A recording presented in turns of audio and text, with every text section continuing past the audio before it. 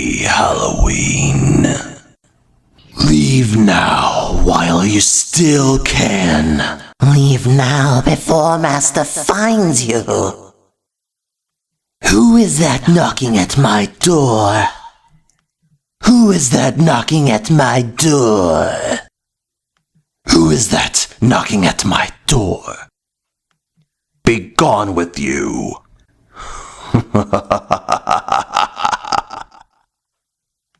In today's video, I'll be diving into Dawn of the Dead, George Romero's second dead zombie movie. This came out in 1978, a decade after Night of the Living Dead. This movie is arguably debatable as a follow-up to Romero's Night of the Living Dead. The good news is, you don't need to watch Night of the Living Dead to understand this movie. No recurring characters from Night of the Living Dead are in this movie.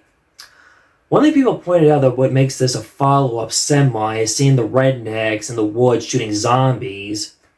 People debate whether these are the same rednecks in Night of the Living Dead that shot Ben, but honestly, I don't see it that way. It's its own thing. Not only in today's modern-day world of film where you have to watch so-and-so in order so you can catch up, they make any references from the last movies. Back in this time period in film, no one cared or thought about continuity like in today's modern-day world of films. Especially how with like internet memes or Easter eggs connecting the movies together. Night of the Living Dead took place in the late 60s. This is the 1970s. Different time periods. Despite all the continuity or not, Dawn of the Dead is a great movie in general, period. What I love about this movie is that this movie came out a decade later after Night of the Living Dead. George Romero matured and got more critically acclaimed as an artist. He had a bigger, proper budget. The zombie makeup designs were an improvement. A little bit more gore than the first one. This movie has social commentary on zombies being compared to mall shoppers and how in their past lives when they were alive, the mall was a go-to place for them, an escapism, and a sanctuary. It also has a social commentary on consumerism. In today's modern world, malls are dying down. If this movie came out today, the characters would go to either Costco, BJ's, or Sam's Club. Shopping malls are not popular like they used to be back in the 70s, 80s, and 90s, and the answer to this is simple. Online shopping and Amazon, thanks to Jeff Bezos for killing businesses. This movie teaches an important lesson on, if a zombie apocalypse happens, where do you go? The mall. It has a lot of your basic resources, food, clothes, and cleaning, or whatever else they need to survive. What I also love about this movie, not only is it a horror movie, but it also blends in a mixture of subgenres, like it has a little comedy. Not that this is a comedy, it has a little bit dark humor done well. Also, it's an action and drama film. The characters are well written, excellent, some of the best characters in the Romero Dead Zombie series. You really get to know these characters well and see how each character has different kinds of dilemmas, complex issues, and they have good personalities. You really become attached to these characters as if they were real people, or you feel like they are your real friends to you sometimes. Despite the great relationship they have and the problems, but outside the mall, the zombie apocalypse is still a bigger issue for them. It's funny when Peter and Steven were at the mall bank, they were stealing the money, but the funny part is it doesn't matter anymore. All the rules of society just went out the window. It's not a crime to steal money during a zombie apocalypse. And Peter was right. You never know. The money could come in handy. Despite money does not mean anything anymore during a zombie apocalypse, which I'll talk about later in Land of the Dead. Unlike in Night of the Living Dead, where the characters not get along and don't like each other, in this movie they started not getting along at first, then eventually team up, put their differences aside, and work together as a team. They develop a bond, friendship, become like a family. I love when they go to the mall and make it like a home. We see them how with the apocalypse going on, they pass time by playing the arcade, playing cards, having dinner, drinking socially. Francine ice skating, or like any girl, she goes a little shopping. Patrick, played by Ken Foree. For you Kenan and Cal fans, Ken Foree plays Peter Washington. He's great in this movie, one of the best Romero Dead zombie characters. He's a badass. The scene where they stop at a gas station with a helicopter, Patrick's getting some coffee when some zombie kids attack Peter and he had no choice but to shoot them. Again, Ken Foree said that was a hard scene to do, but because it was a zombie apocalypse, this is an example of how like sometimes you have no choice because that person's humanity is gone. You have to kill them. He has a great line where he says, when there's no room in hell, the dead will walk the earth, because when the dead zombies are not dead, They can't cross over. They are stuck for all eternity unless they figure out a way to cross over the light. I'm glad he survives the end of this movie. Just when he thought he was going to sacrifice himself, he decides he wants to live. You root for him to get out and get on the helicopter with Francine. They fly off on a cliffhanger, not knowing what their faith is. It's up to us as an audience to decide. The helicopter was low on gas, and I'm not sure how far they made it. You could say this is a happy or sad ending in your own perspective. The character Roger, it's sad when he gets bitten and turns into a zombie. Anytime I watch the scene when Roger gets bitten, I'm like, no! Sometimes I visualize an alternate take where he does not get bitten. You root for him to get out, but sadly it was too late for him. It's sad when Patrick had no choice but to kill him after he turned into a zombie. They bury him in the mall. The character Francine has been pointed out how she's a character who wants to be treated equally, not differently. She says to Patrick, Roger, and Steven, I'm not going to be a dead mother for you guys. It's not said, but through body language, they look down upon her because she's a woman. She lets them know I'm equal and deserve to be part of the plan and know what is going on in every situation. She wanted to learn how to fly a helicopter in case if anything happens. She will know what to do and how to get out of the situations. We see how Francine is pregnant. It's a big dilemma in this situation. And the question is, did she want to abort her child, but she decided she did not want to go in that direction? Her saying before not wanting to be a dead mother to them, think that she's on the verge of being a mother, foreshadow right there to her. Steven has to marry her, but she turns him down thinking it's not a good time to get married at a time like this during the zombie apocalypse. It's not that she doesn't love Steven, she's just unsure if it's not the right time right now. I don't know why, her boyfriend Steven looks identical to Hugh Laurie. When I first saw this movie, my reaction was, is that Hugh Laurie in his first movie? But no. The actor's name is David Imige. I'm not sure if I'm saying that name right.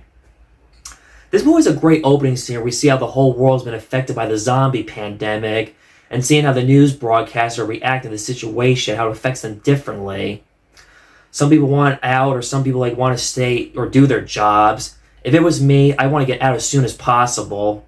It has a great opening scene where we see how the whole world's been affected by the zombie pandemic and now seeing how the news broadcasters are reacting to the situation and how it affects them differently. Some people want out, or some people want to stay and do their jobs. If it was me, I want out as soon as possible. The tenement building scene is good, but it's so brutal. It's an emotional and tension scene. You feel bad and sad for the people who live there, seeing the SWAT team kill their loved ones because they had no choice, because they were zombies. It was hard for the people who lived in the building and let go of their loved ones, go thinking maybe they were still okay and had a chance they could survive.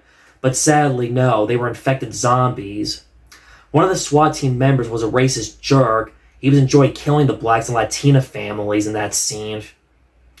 The scene is also an intro to Patrick and Roger's character when they meet a priest with one leg. So much is going on in this scene, we see how everyone reacts to the situation differently. Patrick and Roger meet Steven and Francine and go with them on their journey to see where they can take them.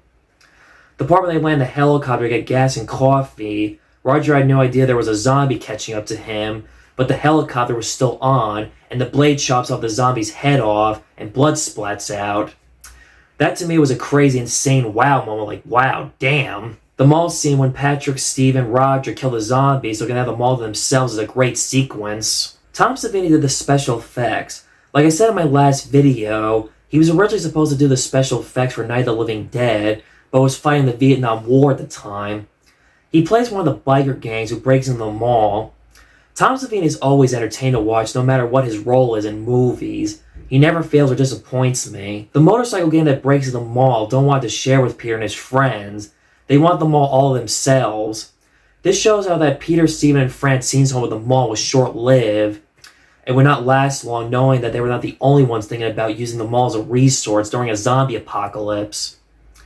It's a little funny when one of the biker gang breaks into the mall. One of the biker gangs is checking his blood pressure. One guy asks, "What the hell are you doing, playing around with this?" Then someone's up there shooting at us. Not a time to check your health when zombies are in the mall. When Steven becomes a zombie, his zombie walk, and looks one of the most iconic zombies, when he holds the gun in front of him, it's like he's telling us, shoot him because he's not human anymore. The soundtrack was done by the Italian band Goblin. The score of this movie is excellent and amazing. It's one of those soundtracks that's so good you can't forget about it. Anytime this movie is on my mind, the soundtrack by Goblin comes to my mind first.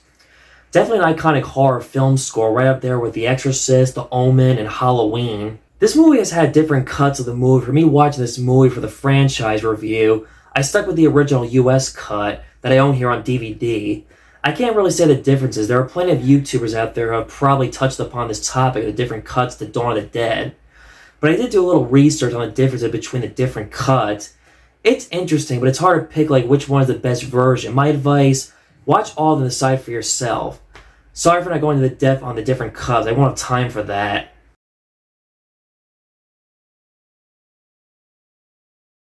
The Italian zombie version by Dario Argento, I've never seen this one. I can't make a comment on it. I have it on DVD. I just never got around to watching it yet. I would like to check it out at some point for curiosity. It's interesting how this movie's had different cuts of this movie, and it amazes me how Dario Argento did his own version of this movie done in Italian.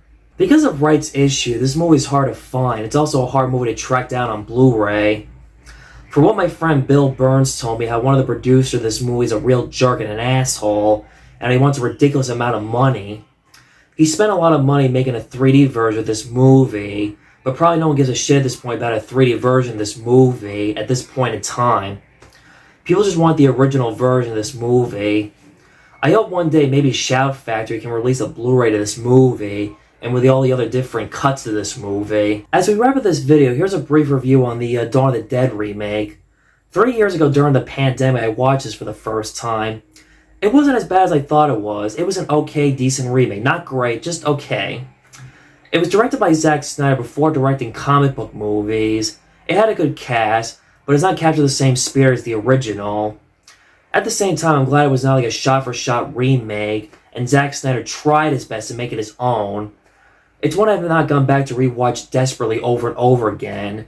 If I'm going to go back to watch Dawn of the Dead, I'm going to go back to the original George Romero Dawn of the Dead.